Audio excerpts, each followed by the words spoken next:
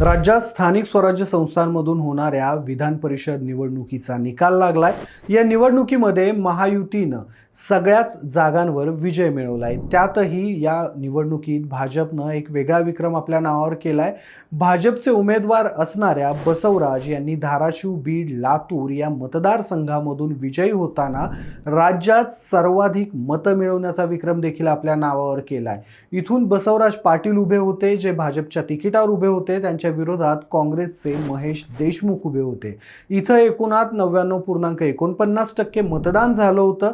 पैकी बसवराज पाटील यांना 845 मतं पडली, तर काँग्रेसच्या महेश देशमुख यांना 124 मतं पडली।